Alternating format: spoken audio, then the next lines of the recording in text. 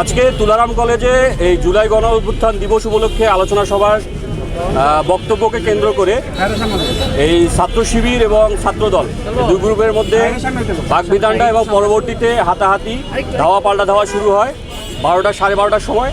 তারপরে পুলিশ এখানে খবর পাওয়ার পরে এলাকায় এখানে তুলারাম কলেজের এখানে পরিস্থিতি নিয়ন্ত্রণ করে এবং দুই পক্ষকে শান্ত করার পরে আমরা এখন পর্যন্ত এখানে পরিস্থিতি স্বাভাবিক করে ফেলেছি।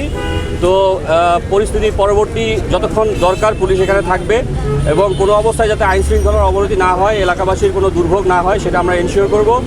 এবং এই ঘটনাকে কেন্দ্র করে আমরা জানি যে 4-5 জন মনে হয় ইনজুর্ড হয়েছে, আমরা খোঁজখবর নিচ্ছি এবং এই সংক্রান্তে পরবর্তী আইনগত প্রক্রিয়া আমরা গ্রহণ করব। এখানে আমাদের খুব সিভিয়ার কোনো কিছু হয়নি, তবে আমরা এখন পুরোপুরি আইন শৃঙ্খলার নিয়ন্ত্রণে পুরো এলাকা আছে, এই মেসেজটা আমি দিতে যাচ্ছি।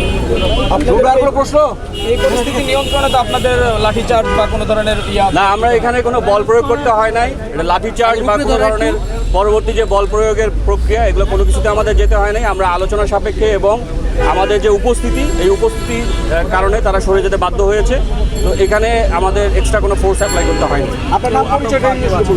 এখন পর্যন্ত আমরা কাউকে আটক করিনি। আমরা ভিডিও ফুটেজ দেখবো, ভিডিও ফুটেজ দেখে এই এলাকার যারা এই সন্ত্রাস কর্মকাণ্ডে আজকে সংযুক্ত ছিল, যারা এই কাজ করেছে, এখানে আইন শৃঙ্খলা অবনতি ঘটিয়েছে, তাদেরকে আমরা ভিডিও ফুটেজ দেখে পরবর্তী ব্যবস্থা নেব।